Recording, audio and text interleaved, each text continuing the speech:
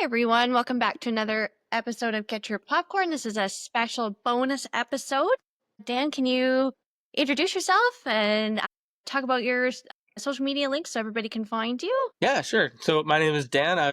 I go by the handle Movies with Dan. I'm on TikTok, Instagram. I have a YouTube account as well. Yeah, I've been doing this for about a year and a half now, and basically, I just love watching movies and TV shows and everything. And I have a loud mouth, so I figured I would go on to social media and talk about how I felt about certain things. And it's been a lot of fun. I've kind of developed like a really nice group of friends within this community, including yourselves. Yeah, thank you so much for having me on. I'm super excited to be here. Oh, well, thank you. I really appreciate you coming on. The film talk community is pretty great. I um have recently had quite a number of people on and some upcoming guests that I'm really excited about. I'm from like a pretty small town in Canada, which doesn't have like a lot of like artsy people or people that are interested in this. So it's been nice to connect with people. A ton of you guys are from like the New York area. It seems Yeah, our only claim to awesome.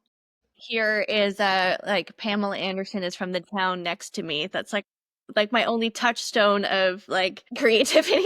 That's pretty cool though. I actually did not know that she was from Canada. Yeah, she's from like a little town in it's called Ladysmith, which is like it's technically a separate town, but it's like a 20-minute drive because like the Vancouver Island where I'm from is like tiny towns 20 minutes apart from each other. That's cool. So are her and Liam Neeson dating? Is that official? I don't know if it's official, but I follow her on Instagram and it's kind of all over, and they seem at least like pretty like touchy-feely on the red carpet at least. Oh, okay, all right. I mean, it could just be for the movie too, but I'm for it if they are. That's true, because like I found that like Bradley Cooper and Lady Gaga were like a lot like that during like the Stars Born like press tour, so I think they Yeah, had us all fooled there. yeah, But awesome. I'd be happy for Pam. I feel like she's had a rough go. I agree. I would be happy for her too, and happy for Liam as well. What you got you started in your interest in film? Like when did that sort of begin for you?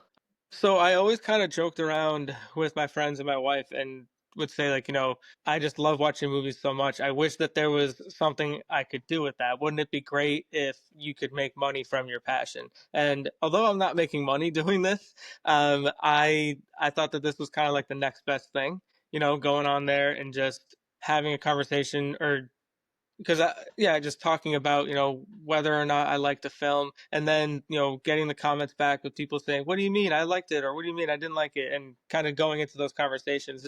It's made it a lot more fun, as well as has kind of opened me up to seeing even more movies than I normally would have. So it's kind of broadened my horizons too. Is there like a movie that like started all this for you? Like when you watched it, like it like kicked off something you're like, oh, like this is different and kind of like had that little like spark for you? Hmm.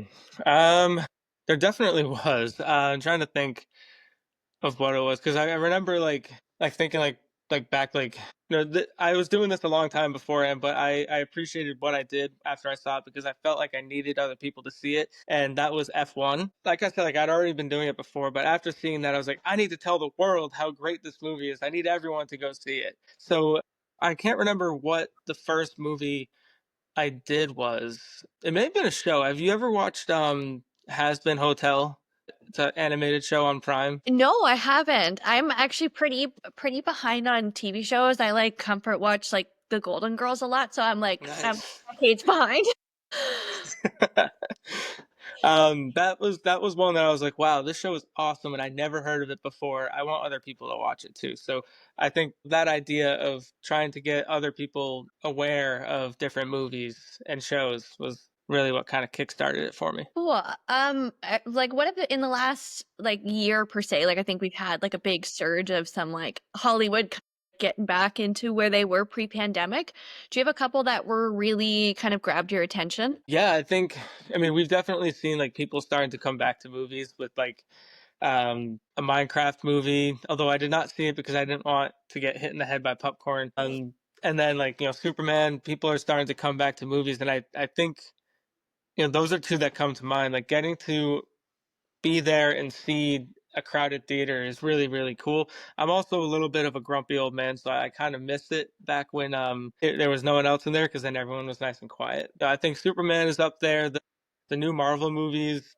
I think those may not be like Oscar winning or like super like artsy types of movies, but they're doing the job of getting people to go see them so that the theaters can make more money and show more movies and maybe expand, and we won't lose that art of or that enjoyment of going to the movies on a rainy Friday or Saturday night. Yeah. I There's a couple movies I saw this year that gave me like a lot of hope, and one of which was Sinners, coming out in like March, which is just normally like a dump of garbage movies, but like a like I went on my own. This was just to my local theater when I went on my own on like a Tuesday and like full. And then I went again like a month later with my friend because like, oh, you got to see this movie. And again, like on like a random Thursday, like absolutely full theater. I was like, this is like crazy. And then same with Anora after it won Best Picture, my husband and I went, and it was like an absolutely packed theater for like an independent film, which was amazing. That's cool. That's really awesome. Because, like, I wonder if, like, the reason why Sinners was released so early, because you're right, like, early on in the year, that's when they kind of dump all the garbage that they know is not going to win any awards or, not make a ton of money. So they're just getting rid of it at the beginning of the year.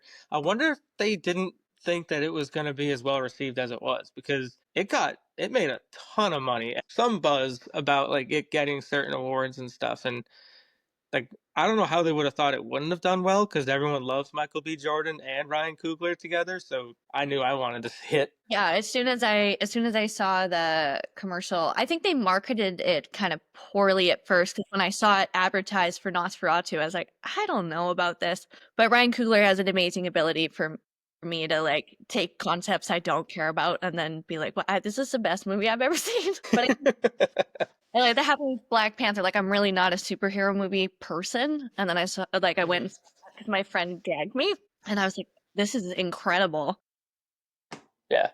I'm like hoping the Academy decides to nominate him for Best Actor for Smoke and Best Supporting Actor for Stack. I really do think that he would. That would be really, really cool. And I would be all for that. Yeah, I mean, at least I think that Ryan Coogler, like at the very minimum, should be nominated for and should win Best Director because I truly don't think that there's anything else that could be released this year that could top that. No, I don't know. I mean, we're almost to that point of the year where the Oscar bait movies are going to start coming out. They usually start coming out in like September on. But as of right now, like if the Oscars were tomorrow, I'd say he's a shoo-in, and Sinners probably wins Best Picture too if the Oscars are tomorrow.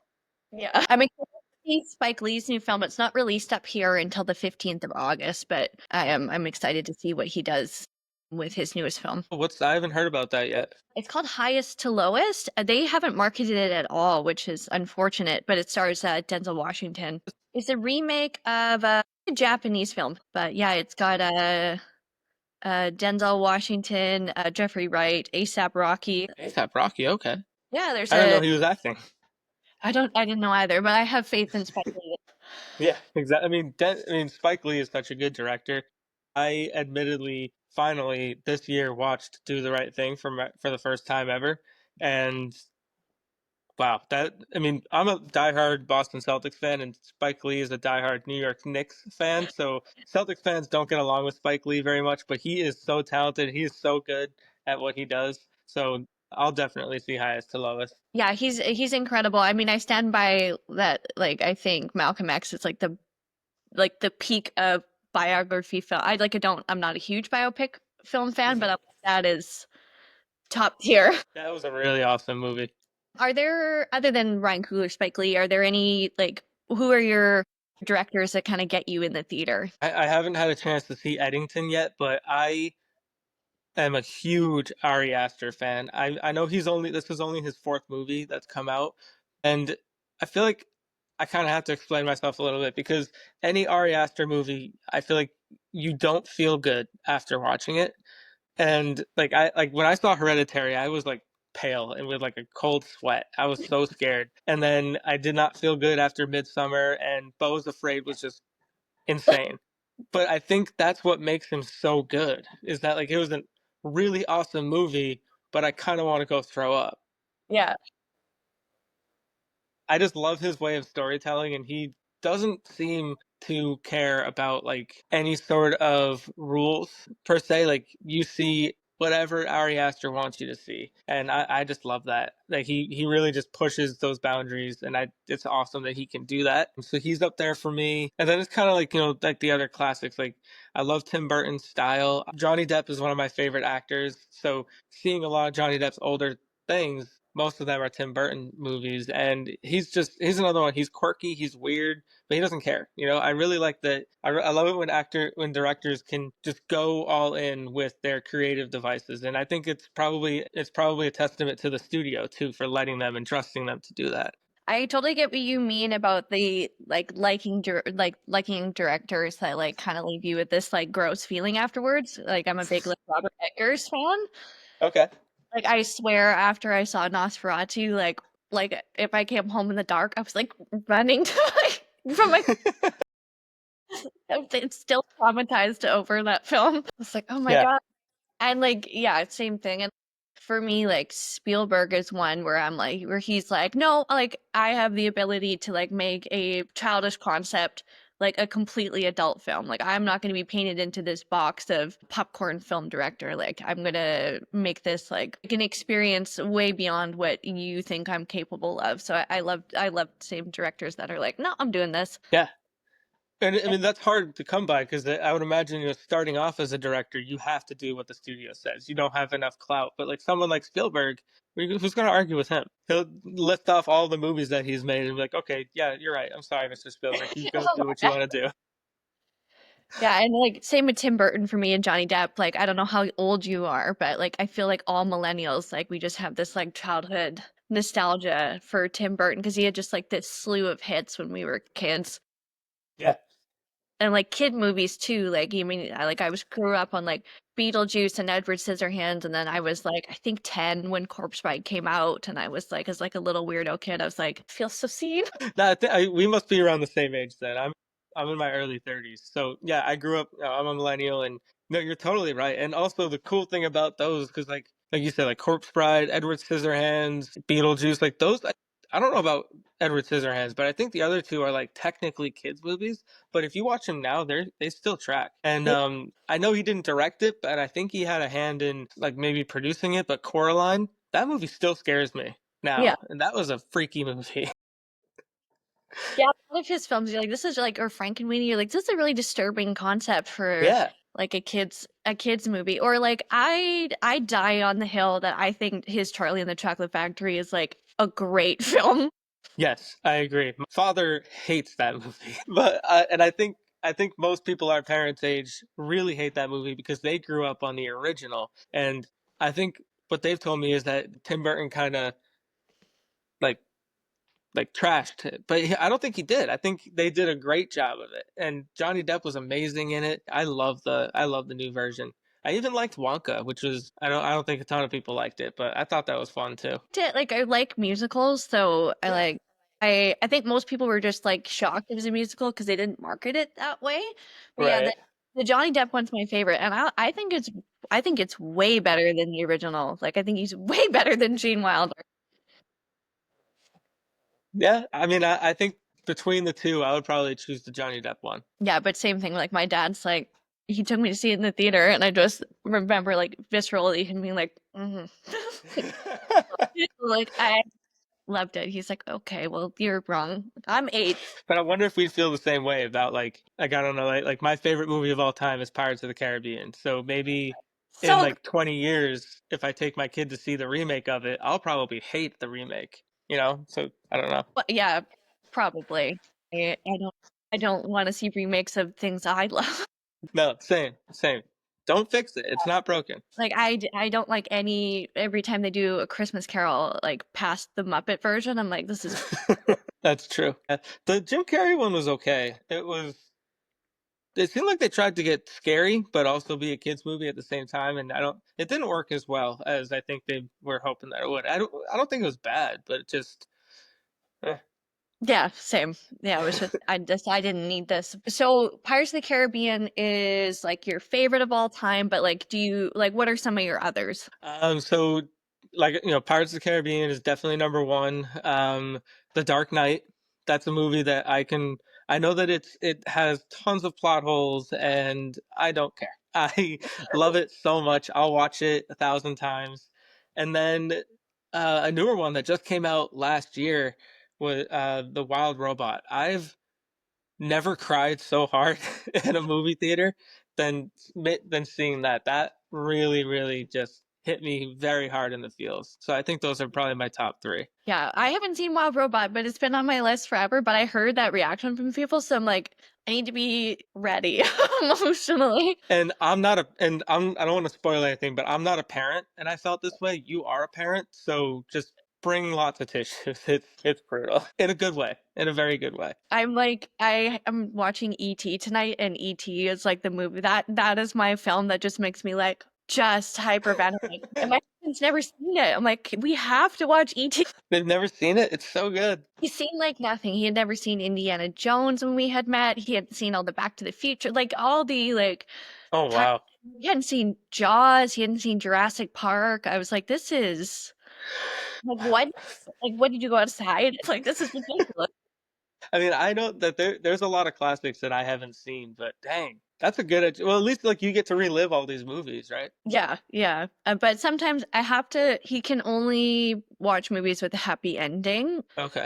I have to I have to like cherry pick what I watch because I showed him the Star is Born and that and The Departed and he gets very upset if he invests 2 hours and the person he likes dies. Okay. Okay. Yeah, definitely not A Star Is Born. Although I haven't seen any of the old ones. I've only seen the Bradley Cooper one, and I need to go back and watch. There's three others before that, right? Yeah, there's one from I think 37, which was produced by David Selznick, who did Gone with the Wind. I Okay. think Judy Garland, which is my second favorite one, is 54, and then I think it's 76 for the Barbara Streisand one. You can skip I that heard one. that one's really, really good. Oh, I didn't like it. That's my least. I mean, I like it, but that's my like. It's not bad, but it's like of the four. Like if you're in the mood to watch four, but if you're in the mood to watch like just one more, I'd go with the Judy Garland version. She's so good in it. Okay, she is amazing. Yeah, I haven't. I mean, I haven't seen it in a long time, but Harry Marks. I don't know if you know him. Lobby intros is his thing on TikTok. Okay. If you're not following him, you should. He does great stuff. He's like really into classic movies specifically, but we had a great conversation and he highly recommended that one on my podcast. So I'm like, Oh, okay. What's his name again? Harry Marks. All right, He's I'll give awesome. him a follow. Yeah, he's great. You mentioned Johnny Depp, but for like actors and actresses, do you like are there ones that get you into the theater kind of regardless of anything? You're like, I'm just gonna go see what they're doing. There definitely are. I mean, Johnny Depp is one of them. Although, to be completely honest, I haven't been a huge fan of. I mean, he hasn't really had like a lot of stuff coming out. He's been dealing with a lot of personal things. But I still really love him. Leonardo DiCaprio is up there. He's probably my second favorite actor of all time. And trying to think, I mean, Meryl Streep probably, because normally if Meryl Streep's coming out with a movie, you know it's going to be at least somewhat decently good. I just think she's just such a wonderful actress that she can really do anything. But then like there's other ones that I try and see all their movies, like Steve Buscemi and Stanley Tucci, because I love that they have that ability to literally play any role. Like they seem to have unstoppable range. They've never been typecasted, and they've been in like a million things, and they just keep on churning out good things, in my opinion, at least. I think so too. There's some really good character actors. Like I think Willem Dafoe is like another one where I'm Yes, I love Willem Dafoe. like, how are you in Platoon and then also in like The Last Temptation of Christ and then also in Nosferatu and then Spider-Man? Like this is Yeah, I don't know. I don't I think people like him and like Robert De Niro who just churn out, and Nick Cage too. Like they just constantly are coming out with more. Like when do they sleep? You know, because like they seem to come out with like three movies a year, which is or sometimes more, and it's just crazy how they can do that. Samuel L. Jackson's the same way for me. yeah. Then Al Pacino, he's like 83 or something. I'm like, how did you have Yeah, four movies last year and a kid? Like that seems like I was gonna say him and Robert De Niro have to keep working because they keep having kids. yeah, Al Pacino's like baby mom is younger than me. I'm like, that is I'm like, what? I think he's a year younger than me. I'm like, oh my God.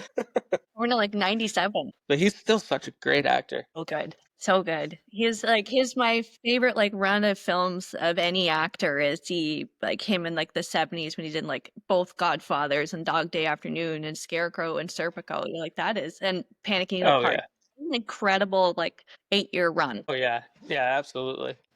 When you were a kid, was there a point like in your childhood where you like it sort of clicked in for you that like your love of movies was maybe like a little bit different than the people around you? That actually didn't happen to me until a bit later in life. I've always, enjoyed movies, but as I got older, my friends and I started doing deeper dives. Like we started with TV. Like my friend who was the best man at my wedding, we decided to try and see if we could watch every single episode of The Simpsons, which is was quite an undertaking because there's 36 seasons and counting. So we got into TV first, and then he's always been into movies, and he would always tell me about all these films that he had seen. So I decided to do a kind of like a self education and just start watching tons and tons and tons of movies. And now that was probably just like a few years ago, to be honest. Since then, I usually try and watch at least one movie that's new to me a day if I can, Oh wow. maybe more too. That's awesome. Yeah, like if you haven't seen a lot of classic movies, I recommend like going like back because there's so many gems that have kind of been like lost in time a little bit. Oh But yeah. So that's like, we actually, my friends and I, and this is on my Letterboxd too, which is the same handle as my TikTok movies with Dan. And every month we do a movie challenge, and we try and pick like classics from like back in the day. So and it's been I've been able to watch like tons. Like I'm doing a Robert De Niro education on myself. I'd never seen The Deer Hunter before, and oh yeah. it was my first time seeing Taxi Driver, and he has a lot of really, really awesome movies that I didn't even know he was in. So yeah, it's been a fun education. What'd you think of the deer? I just did the Deer Hunter like I think 2 months ago on my podcast. What'd you think? Loved it. And I don't normally enjoy like big long epics like that. I don't have the best attention span. So it when a movie is pushing 3 hours or 3.5 hours, I'm like, why? Why is this so long? But I felt like it was necessary for that story, and it worked so well. It was just so emotional and gripping and dark and scary at certain times. Like the Russian roulette scene was like that will forever be engraved in my mind. That was amazing. Christopher Walken, I didn't even know he was in that until I saw it. He's so good in it.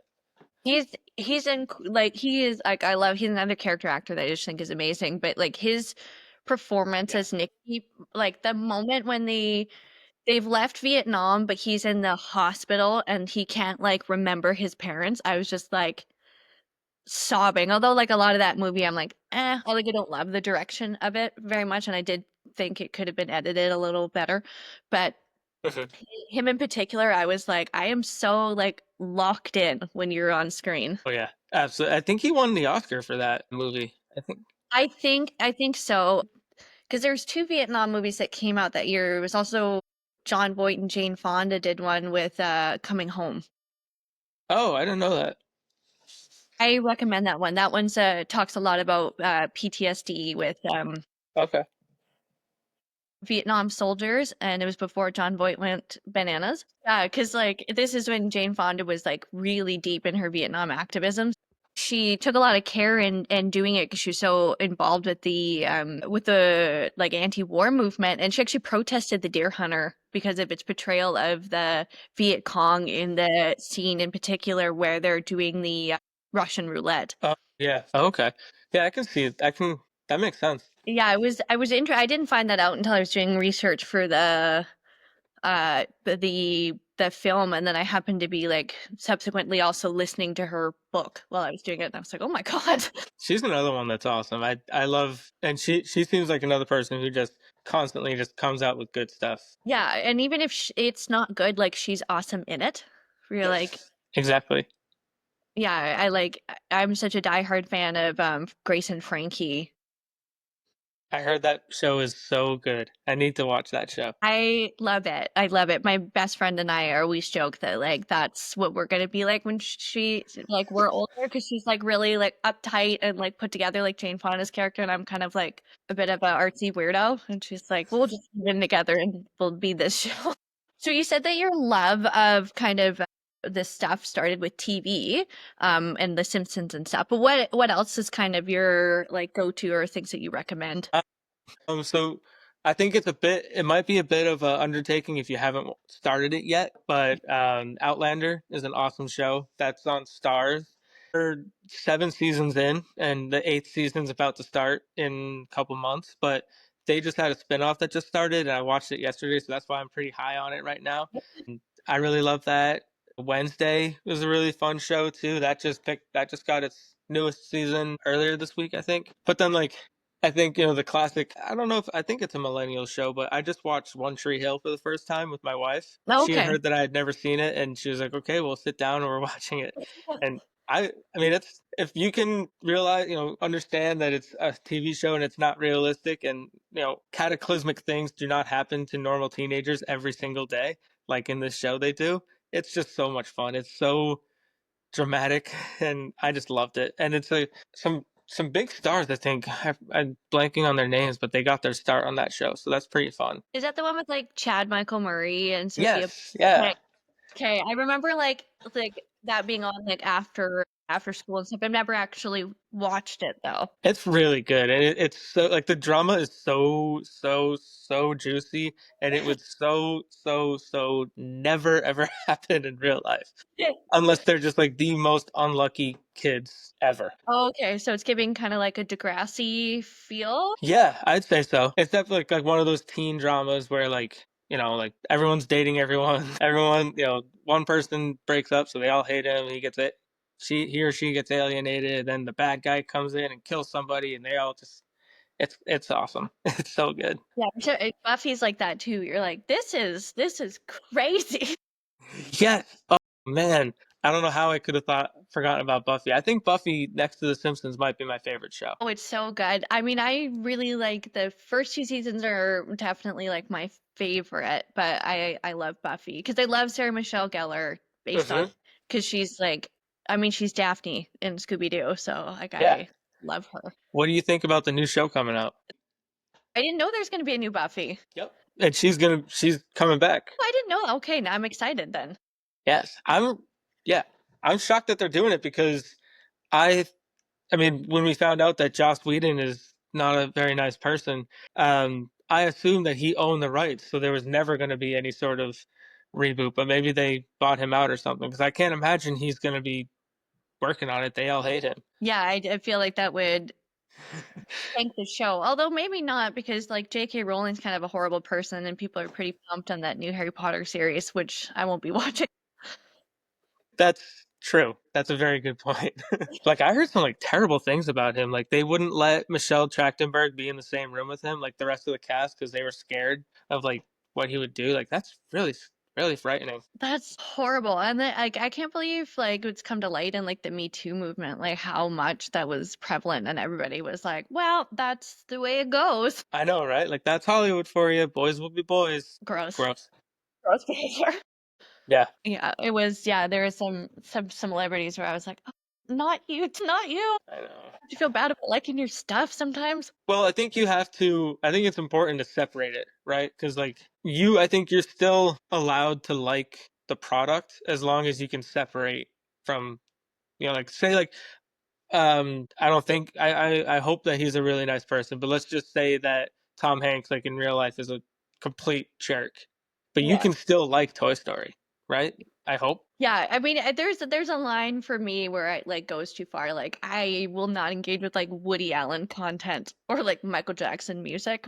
Like there's a certain line where I'm like, Yeah. well, if he's an asshole, like Jennifer Lopez seems like she's an awful person, but like I love Get Right, so I'm gonna continue to. No, that's fair. And then I'm trying to think like, well, I guess Joss Whedon would have been a great example. Like Buffy the Vampire Slayer is his creation that he came up with that. I Yeah, love that show so much.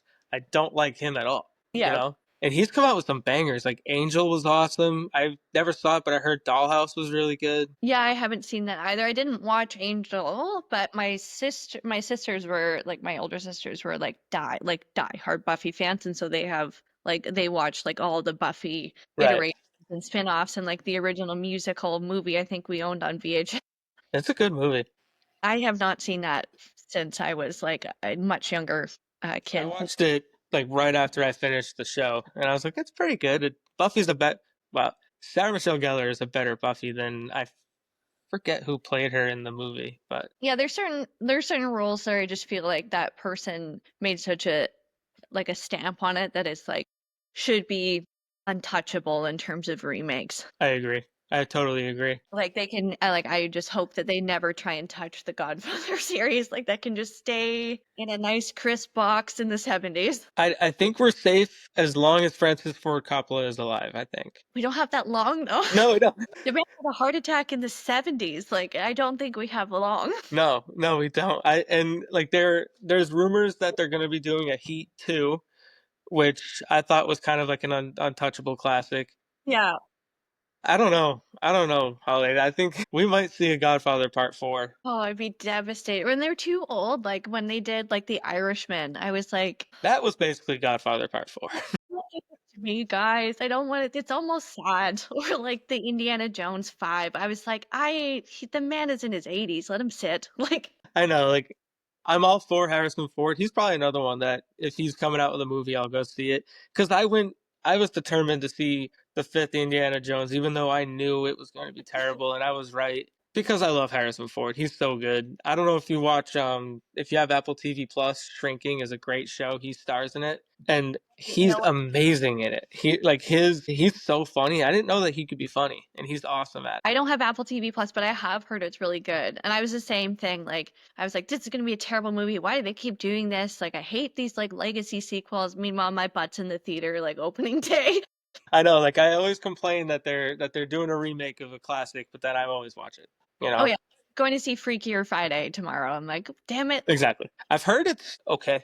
Yeah, I heard that too, that it was like on par with like the quality of the first one. And I was Yeah. like, I'm cool with that then. Like that's good enough for for me. I want to try and find the original one. I think there was one from like the 60s or something. Because I think the Lindsay Lohan one is a remake. Yeah, I think it actually might be a Disney movie, the Oh, so original. it's probably on Disney. I think so. I'm almost positive that Disney owns the IP for that. Here's one. 76. Yeah, it's on Disney Plus. Okay. Maybe I'll give that one a watch before I see Freakier Friday. Oh, it stars Jodie Foster. She's the girl. Oh, I'll definitely watch it then. Yeah, Gold. I didn't know that at all. How do you feel about like live action remakes of the cartoons that seems to be like all the rage right now? I've kind of really strongly disliked most of them. Mhm. However, there have been a few that I enjoyed. I actually really liked the Little Mermaid remake. I thought it was very well done. I thought that Halle is that her first name is yeah, it's Halle Berry?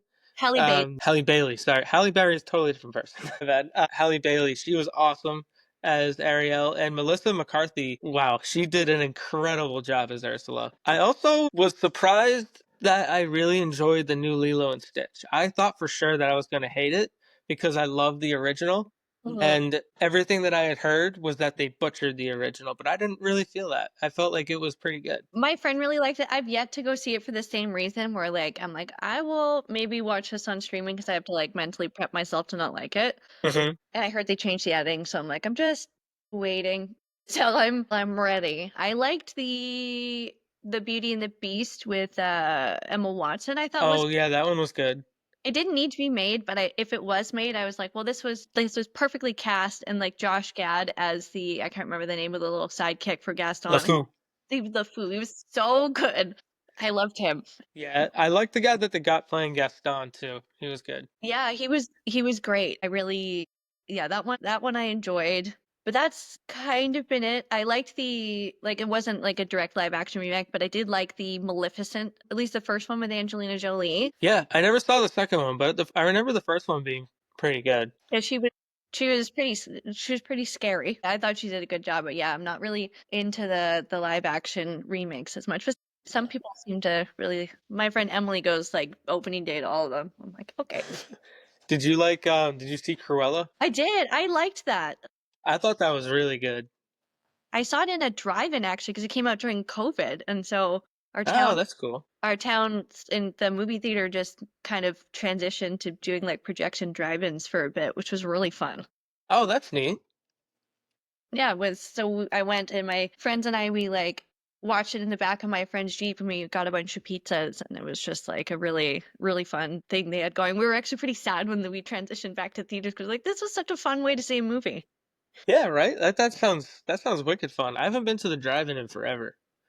There's one near me. I should go. I really want to go like I wish they had them to go and see like campy B horror movies from like the 50s. That'd be cool. I think that's how those movies are supposed to be seen. Yes, I think it is. I actually I'm friends with a group near me. They're called PVD Horror for Providence Horror, and every month or so they host a movie night at like a local brewery, and it's always campy. B horror like Friday the 13th 7 or I think last night they did Sleepaway Camp 3, and those are just like fun movies that you just have a couple drinks with your friends and watch it. And I've been to a few of them now, and they're just a great time. I love it when places do stuff like that. Yeah, we don't have a lot of that around like where I live. I always see like ads for it for Vancouver, but that's like a pain in the butt for me to get to. Oh, really? Yeah, I wish they did more. So I'm kind of on my own for that one. Did you see Ed Wood? Like just based on the campy horror movie. I love that movie. I still haven't seen Plan 9. I need to see Plan 9 from outer space. I think it's like you can watch it on I'm pretty sure YouTube or on Internet Archive for free. Internet Archive? I never even heard of that. What is that? Internet Archive, it's a site where people have like uploaded stuff and you can find a lot of classic movies on there, which is awesome. So I believe Plan 9's on there and then they've got like a lot of movies that have entered like public domain from like the 30s Oh, okay. and stuff. Like it's pretty cool. It's definitely like so awful, but like It's supposed to be like the worst movie ever made. I think there's some 2000s movies that are worse because after watching Ed Wood and the like camaraderie and the like love behind it, you're like, okay, like you failed, but you failed and cared. Where like there's a lot of movies that came out in like the early 2000s, like Daddy Daycare, where you're like, okay, well you failed, didn't give a shit. No, I agree. Like, there's no way that it's actually that bad. Because like sometimes I'll watch a movie and I'll be like, I want to call the studio and ask for my money back. Like, this is so bad, and you can tell that they're trying to be bad. But like Plan 9 is probably actually pretty good or It's fun enjoyable. in a bad way. Like Elvira, Mistress of the Dark, like it's like the same sort of like this is bad and I don't care. Yeah. When we were messaging, you mentioned that you took a class or in university or college where they talked about James Lipton in the actor studio. Did you go to school for film or? I went for business management, and while I was there I was roommates with someone who was a film major, and he needed someone to be an extra on his film that he was making for his final project. So I volunteered, and I ended up getting to star in his short film, and I kind of fell in love with acting. I'm not very good at it, but I took a couple classes when I was in college, and I really enjoyed it. I think it was wicked fun. And that, I yeah, so that's how I got introduced to the inside the actor studio, because my teacher in the acting class was a student at that school, which I thought was, I never Oh, realized how big of a deal that is. That, like, because that's like a massive deal apparently to be in a student at that school, right? Bradley Cooper was a student. He's a graduate of that program. Yeah, so like, and he was, no, they weren't classmates, but Bradley Cooper was filming an episode of Inside the Actor Studio, and my teacher was there, and he made us sit down and watch the episode because he stands up and asks a question. So I thought that was kind of. That's awesome. Yeah, you can see Bradley Cooper in the episodes. Like I've got a bunch on DVD, and you can see him ask Sean Penn a question, Oh, and that's cool. and Robert De Niro, who that he then went on to work with in like Limitless and Silver Linings Playbook. Yeah. I remember in that episode, Bradley Cooper was taught. I think Silver Linings Playbook must have just come out because, or maybe it was Limitless. Whichever one came first, whichever one was like the first chance he got to work with Robert De Niro. He was saying like he was so nervous because he grew up. That was his favorite actor of all time, and he said that. I remember it specifically. He said that he was doing like a table read, and Robert De Niro said something. He said a line, and Bradley Cooper thought that he was talking to him like normal. And he answered him, and Robert De Niro looked at him like, "What? What are you talking about? That's not the line." He didn't like. He's so good. He didn't even realize that he was acting. That's insane. Right? Yeah. I thought that was so cool.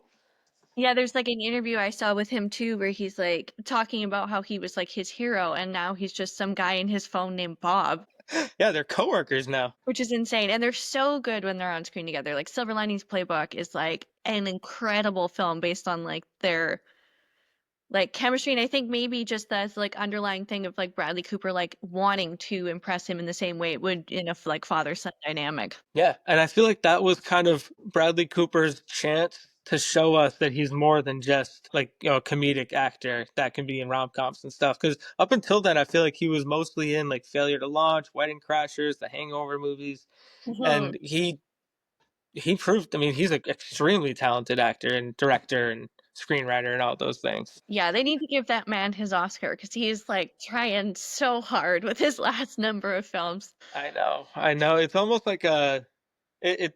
I don't know if he's quite at this level yet, but it's almost like a Leonardo DiCaprio situation where it's like, what does he have to do to get that Oscar? And he'll probably end up winning for something that wasn't as good as some of his other performance, like DiCaprio did. And you're like, really? For The Revenant? Yeah, I felt the same way. I was like, The Revenant. Okay, that was really good, and that was a good performance. But like, what about the Aviator? What about Catch Me If You Can? Like, what about those ones? But Yeah, or like The Departed, I think, is one of my favorite performances of any actor ever. oh, he was so good in that. But I think his problem is that he's such a good actor that you don't even realize that he's acting. Like I think Denzel Washington falls into that category too. Like he's so good, you just forget that he's even putting on a performance and he's just being the character, which is exactly what he's supposed to do. But somehow it might be to his detriment. Yeah, this like yeah, and then like often like they're just like highway robbed by these like slightly overacted performances where you're like Jamie Lee Curtis winning over Angela Bassett. I was so mad and that whole movie did so well. I myself was over the moon with Everything Everywhere All at Once. I was like obsessed with that movie, so I was on board for it winning everything. But I agree. You know, I think maybe the competition should have been a little bit tighter because it seemed like Everything Everywhere just kind of won everything. Yeah, it really swept. I mean, there's lots of stuff where like I was like this year I was fairly unimpressed with Zoe Saldana's win. I was like, what? Over Ariana Grande? Are you kidding me? Well, you know what? And I think the Oscars, I've learned from ever since Chadwick Boseman lost to Anthony Hopkins a Yeah. couple years ago. To be fair, I didn't see The Father. I've heard that his performance is very good, but like everyone, like I all was the like, buzz, Chadwick Boseman, he won for everything, all the other awards. So I was like, he's a shoo-in, and then he didn't win. I was like, what? Um, I think the Oscars is unfortunately just kind of a popularity contest, and whoever campaigns the hardest and whoever sticks their performances in the voters' faces is gonna win. And I think the actors kind of know that too. That's why like certain actors won't even accept the award. I think they care more about the SAG awards yeah. because those are voted by their peers. So that's like I heard that like those are like they care more about those, I think. Yeah, the only one that I felt like was like I don't know, I was very nervous going into the Oscars this year because I was so nervous that Demi Moore would get like a legacy award over Mikey Madison because they were like flip-flopping and she won the Golden Globe and she kept saying like she did that speech where she's like I was told I was just a popcorn actress and I wanted to be like my love you were in G.I. Jane you are a popcorn actress. That's And okay. it's tough because like that's their job, right? Like your job is to make a movie that people will go see, so you get paid for it. I was pretty sad that Demi Moore didn't win, just because I want horror to get some wins. I want horror to win something. They never get any love. It felt like the Academy decided that they were gonna pick the substance for all their acting awards, and then they were gonna nominate like technical, like more technical awards for Nosferatu. When I felt like they like you're saying, they don't get enough love when both like I felt like they were both the quality where like Lily Rose Depp not getting Best Actress nomination is like ridiculous. At least nomination. Like her Right? Exactly. physical performance is outstanding. Yeah, I don't like the fact that if a movie is labeled as a comedy, action, or horror, it's next to impossible for it to get any love at the Oscars. I just don't think that's fair because I would imagine, not being a professional actor, that it's equally as hard to film an action movie as it is a drama movie. Hmm. Maybe sometimes it's harder. I mean, Jason Statham has to do 1,500 million takes of him doing a backflip side thing over a shark. Meanwhile, Daniel Day-Lewis just does a monologue. But Daniel Day-Lewis gets the Oscar, Jason Statham gets nothing. I don't Hmm. know. Might be a weird comparison, but I understand. And like I feel like comedy, particularly when they make like a smart comedy and like the actors aren't nominated, it's like it is really hard to be funny. It is really Mhm. hard to be funny like take after take after take. Yeah. I completely agree. That's why like I love it when certain award shows do have a category specifically for comedy. I don't love it with what the Emmys are doing. I don't know if you watch The Bear, but I don't watch it, but I have like I know that it's winning comedy quite a bit, isn't it? yes, but it's not a comedy. I've never laughed once in a single scene of that. It's not a comedy, it's a drama. It gets the comedy awards because it's only a half hour long. Okay. And there's comedic actors in it, but it's not funny. It's very dramatic and solemn. And there's a lot of yelling, I've heard. Lots of yelling. Lots of yelling. The I lesson you learn is that it's really hard to run a restaurant. Yeah, I really like the main actor. I really liked the first 5 seasons of Shameless, and he was so good as Lip. I sort of He's lost awesome. interest later. Like after season 6, I was like, I've got it. Like we're good. Yeah, no, he's a great actor. He's gonna play Bruce Springsteen in a movie coming soon.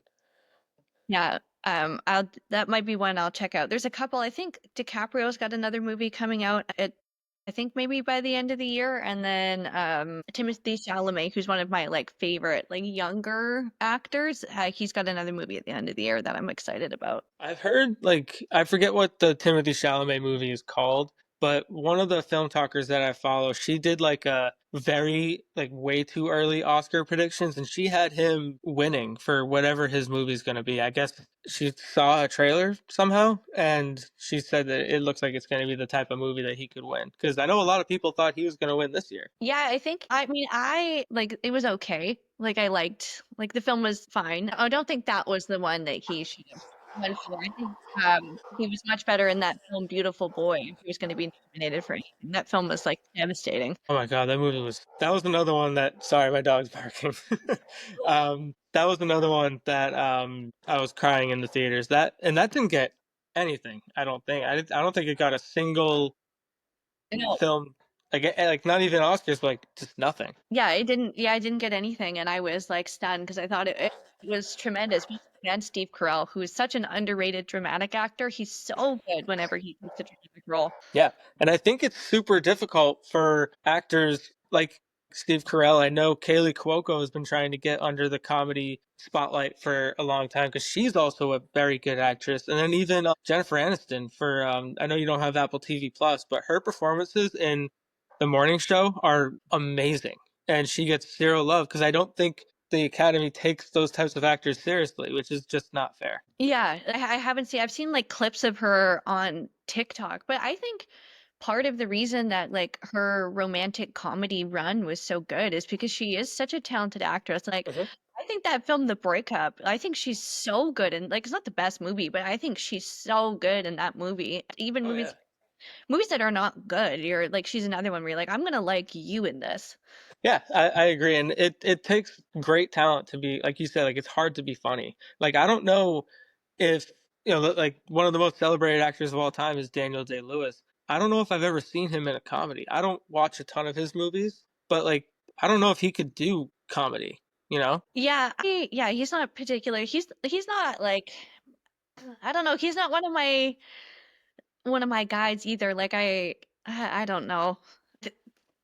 I don't know. He's not somebody who when he's on screen that like really like grabs me. I know like Lincoln got a lot of love during that 2012 award season, but I thought it was like He wasn't as good as like Bradley Cooper in Silver Linings Playbook that year, and Jamie Foxx was in Django that year, and he deserved way more recognition, I thought, than he ended up getting. He did. He for sure did. Him and Leo. I felt like Leo was awesome in Django. That's in like my top 10 films of all time. I love that movie. So so so so good. Yeah, I don't love as many of Tarantino's like earlier films, but like his last few I've really enjoyed. Like Inglorious Bastards on has kind of been like my more favorite of his era, and Once Upon a Time in Hollywood's been my like very favorite so far. That was I so know, good. and like going back to like looking at the cast of Once Upon a Time in Hollywood, like I can't believe like Mikey Madison, Sydney Sweeney. There's another actress who's and now she's Margaret Qualley. Like they're all like Austin Butler.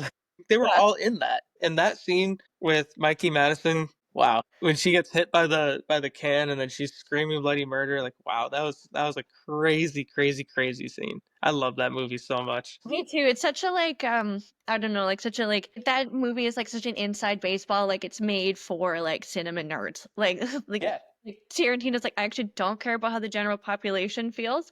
This is for my film bros. No, exactly, and I think you nailed it with that. It's very much for film nerds, Yeah, that was yeah, tremendous. And I think Brad Pitt is so good as Cliff Booth in that. and we're getting a Cliff Booth spinoff movie, aren't we? I I think so, but who's it's directed by somebody else, I think for Netflix. I'm pretty sure. Oh, Or is it's that not Tarantino. no. No, it's not. Hmm. Because he said he's only got one more film and then he's retiring. What? Yes. Come on. Yeah, his 10th film. He said he's done because he doesn't want to be one of those directors that like quality dips, I guess. Yeah, but come on, Quentin. Like your quality's not gonna dip. You take 4 years to make a movie. Like he doesn't just phone it in. No, it's been 6 years since Once Upon a Time in Hollywood, and I don't even think he's got like a script. Like, there's nothing on the Hmm. horizon for him. I mean, he's cool. I feel like he'd be a fun person to talk to. He seems nuts, but like, Yeah, but like in like a fun way, yeah, like like, not like a scary way. well, I feel like he'd be fun if you like, I don't know, if you like went, like, I'd like to go and have like drinks with him and like hear him just like continually. Like, I don't think you get a lot of words in edgewise. Like, I'd like to just hear him like go. Yeah, you'd be like, here's a topic, and it's Yeah, he was super good on. I really liked his episode. I don't know if you listened to Mark Maron's podcast, but he did a really good interview on that. oh cool. I finish off every interview with the Inside the Actor Studio questions that James Lipton asked everybody, and it originated from a questionnaire by his hero Bernard Pivot. So I'm just continuing it on because I had like a little dream to be on that show, and that dream is now dead with him.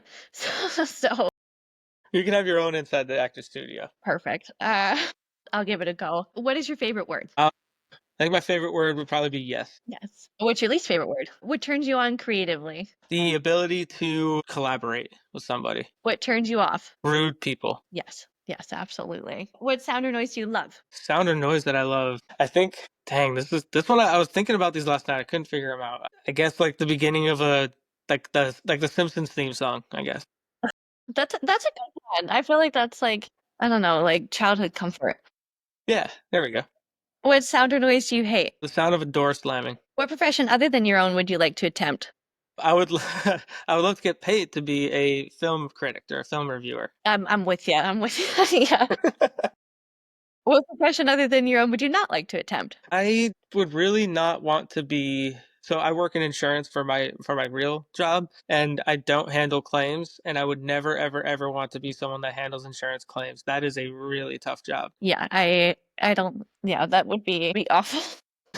If heaven exists, what would you like God to say when you arrive at the pearly gates? After he said that I'm welcome here, I would love for him to tell me that my childhood dogs are up here. That's a great one. I think Thanks. we're all hoping for that. Yes, I know all dogs go to heaven, but I want to make sure. I think they do. They're all purebred good boys. Yes, I agree. Well, thank you so much for coming on, Dan. I really appreciate it. And you're welcome back anytime. And if there's a movie that you see that you think we should chat about, please reach out. I'd be more than happy to have you on. Awesome. Thank you, Holly. It was nice getting to know you, and I really appreciate the opportunity being on here. This was a lot of fun. Thank you. Likewise, thank you so much.